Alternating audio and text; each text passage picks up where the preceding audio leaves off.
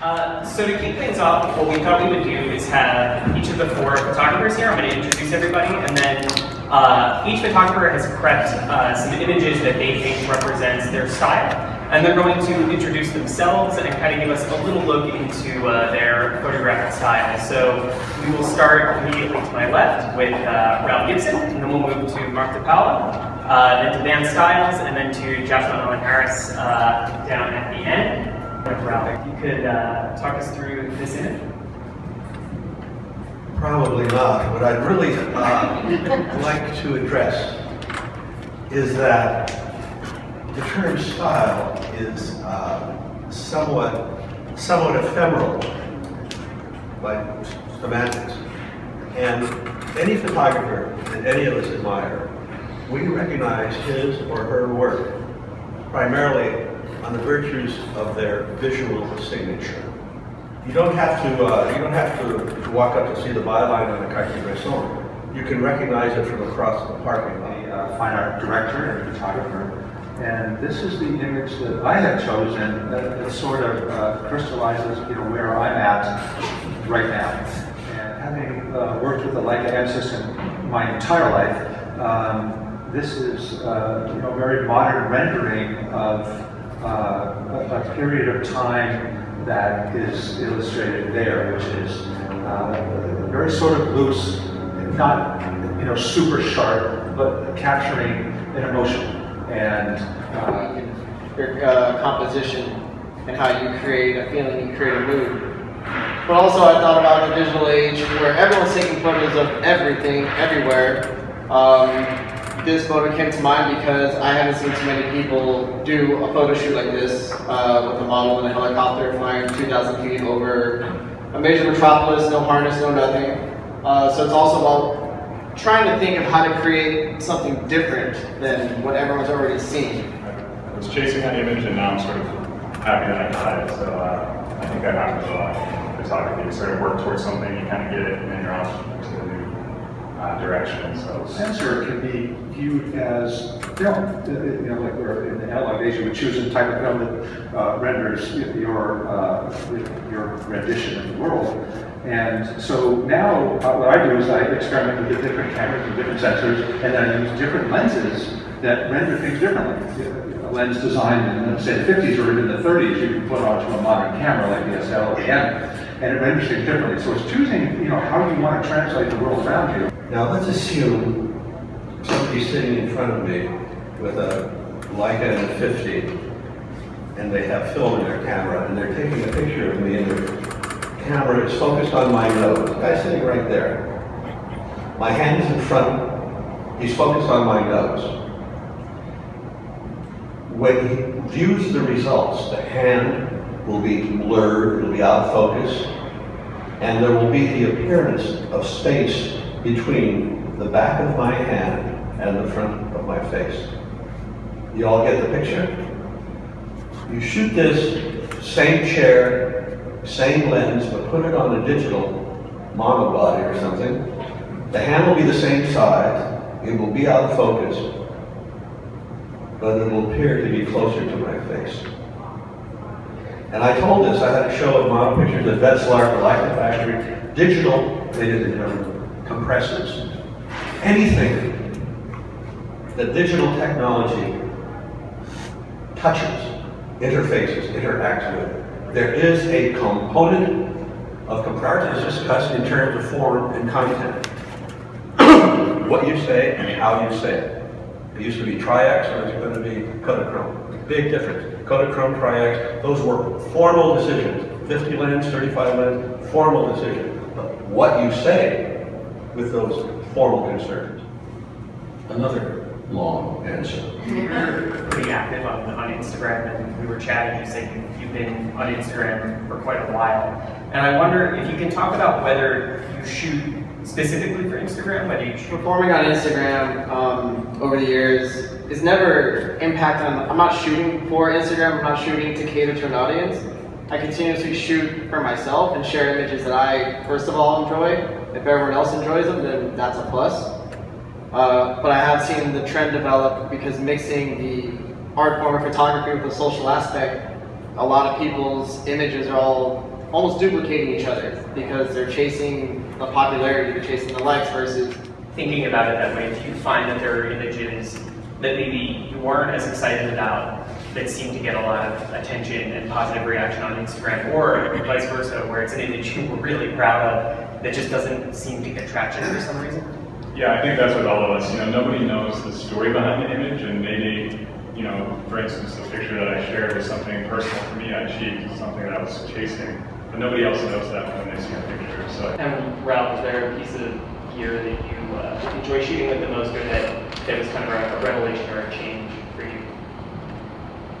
Well, I was 21 in art school, and my instructor loaned me his M250, and I realized in a moment of great lucidity that this camera was capable of doing anything I was capable of asking it to do.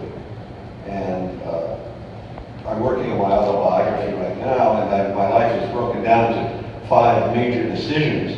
And the first one was to be a photographer, and the second one, in my case, was that I said, I'm not going to be a photo weenie. I'm just going to board great footage very vividly. So I could go, many times I've traveled the world with 2 bodies and 250s.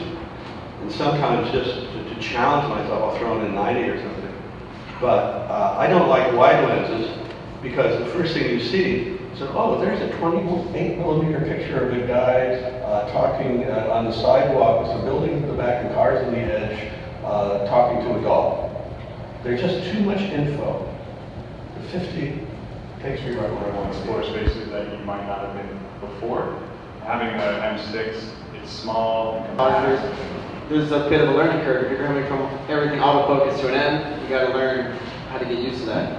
But also the frames per second that all these cameras can capture, the SL, the Q, but also what intrigued me more with the SL was the ability to take my M lenses and throw them on there. So still carry over a bit of that experience and not reverting back to just autofocus, digitized, Allows more people to do something that has been, traditionally off-putting because of people's lack of time or ability or sentiment to, spend the necessary time to get on top of it. So, technology advances, and I think it's a great advancement because, you'll unearth some people who are, great at using that lens and its unique rendering. Let's start with Ralph. I wonder if each of you can give us kind of the best piece of photography advice you've been given at some point during your career.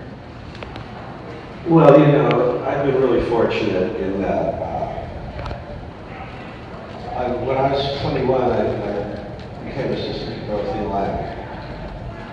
And I was showing her my pictures in the street. In those days, we all loved Robert Frank and trying to shoot On the streets of Hollywood Boulevard, the Star Walk, and neon lights tormented. And I called my dad and I said, look, I'm just in a bad place. And one of my first assignments for the esteemed magazine, and he said, son, they have umbrellas in California. I said, no, yeah, I'm pretty sure. He says, you can get yourself some assistance. And I said, well, I've got assistance. And they said, well, get some umbrellas and put it in the hands of the assistants and shoot. And I was like, oh, okay, yeah, I can probably do that.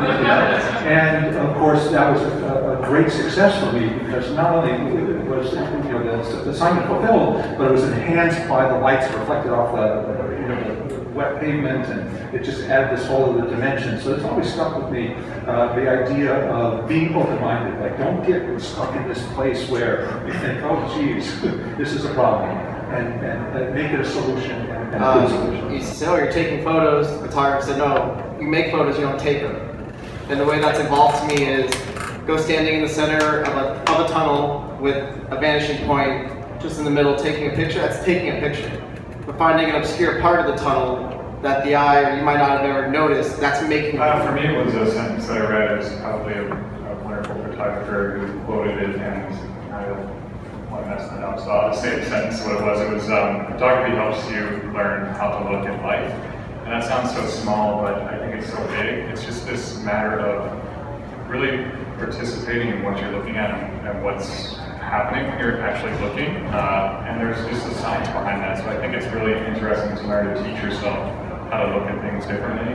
whether it's foreground or background or color or anticipating what's going to happen before the photo's taken or making pictures, like Dan said, where you're directing. I think it's all about just really learning how to focus and learning how to look. Share an example of one big risk that you feel you took in your career, or conversely, a risk that you chose not to take that maybe you wish you had. My father said, if you're if you don't like someone, buy them a new light meter. Because like you said, George, because it throws off everything, because you're reliant on that being yours. And I think the biggest risk is the truth, the purpose, the body of work, is really getting to who you are. And I think that inhibits most people. It's not a mechanical thing, it's not a camera thing. It's sort of like, are you willing to be bold and honest and daring enough to tell your story as it's unique, and that's risky. In debt up to my ears. At that point, I had no children, I had no pending responsibilities on me, but I loved photography. And I realized at that point, it was just, this makes me happy, rich or poor, no matter what, I can go out and do this. I'm gonna do this every day and just see where it takes me, see where it goes. That was a big risk that, fortunately led me to just a happier place in my life, but that's... To not share work was really an important risk, or was a really important moment for me, and I think we can look at that as a risk because, in our age now, it's shoot, share, we gotta get it out, get it out, get it out. I came from a fine art perspective where you would go into the studio, you'd make paintings for a year, you'd make 35 paintings and 10 were good, but those 25 that were bad really informed you of why those 10 were good. So for me, it was really about, I took a year of making pictures where I didn't share any of them. I just held them all to myself, and that process was scary, especially in the beginning. You're hitting on things that are great, like I gotta share this, I gotta get my follower count up, I gotta network, I gotta market myself. But I was playing the long game, and I thought this was something I wanted to do forever, so what would it mean to teach myself what it is about myself that I like in my pictures, and that for me was not sharing them and getting that instant, oh, I love your work, it's great, that we get these beautiful comments on Instagram, and for me it was quieting all of that noise and I was 27, I moved to New York, I had $100, I was going to stay a week, and I moved into Chelsea, and I said I'm not going back. And then I met Robert, and then I was presented to Magnum, and I was invited into Magnum at 27. And that had been a 10-year plan to get into Magnum. In those days, that was about most you could hope for as a M2 50mm lens camera. I had a black M2, I had a trench coat. I wanted to be a photojournalist. So next thing you know, I'm in Magnum. And I realized that it wasn't for me. I wasn't the guy that you tell what to shoot. And so I dropped out and I said, I'm going to make a living doing my own photographs. And in 1970, there were no galleries, there was no infrastructure, there was no nothing. And I was living in Chelsea, I had 9 months rent, 2 of my 3 Leicas were in pawn, and I finally managed to get the somnambulist out. And after 3 months, I had my reputation around the world in a very small field, art photography. But when I walked on Magnum, I said, I'm not going to do any more commercial work. It was a risk, but it didn't even feel like it. And I got to tell this story. I'm in the car with Robert Frank driving up Park Avenue, talking about this beautiful woman that I was involved with who really needed money. And he said, look, you could either become successful commercially very quickly, or he said, you could wait and be an artist and become famous like me.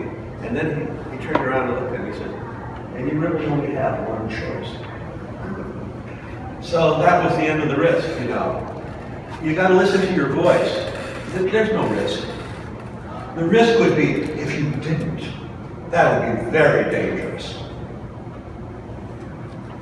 I often look to Alex Webb. I love his work and the documentary style, the really complex wizardry that I think he kind of builds images from. I'm easily drawn in and wonder how all those people were in all of those places at all of those times and all of that beautiful color with the spinning ball and another round thing, and they just take you to a place. For me, it's been a very long journey watching the work, and what's most remarkable is the things that we don't often talk about in terms of the technological digital world is that the camera does not compose anything, and the camera does not render emotion.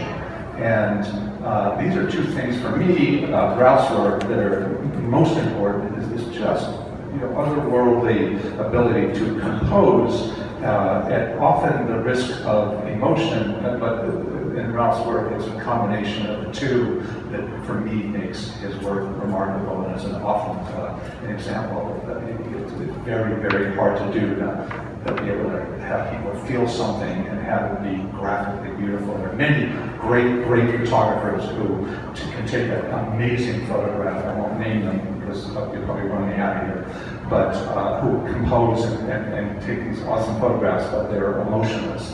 And I think that's where the combination is most important for me. So, thank you. Wow, well that's And it's a true honor. Yeah. What my influences are, I'm very active as a musician. I'm listening to a lot of Morton Feldman. I've always studied architecture, art history, painting, languages. I realized that at a certain point that all the photographers that I admired were very cultured people. So I've been very autodidactic all my life. And I have loved every great photographer's work that you can mention. And I'm of a certain generation where I'm privileged to state that I'm very suspect of influence. When this annulus arrived and I'm in the New York Times, critics said, Gibson seems to have arrived fully formed. Well, I went to great pains to conceal my influence. And so I admire anything done well in photography. But to anybody who would ask that question or be interested in that answer, I will say, try to be unique.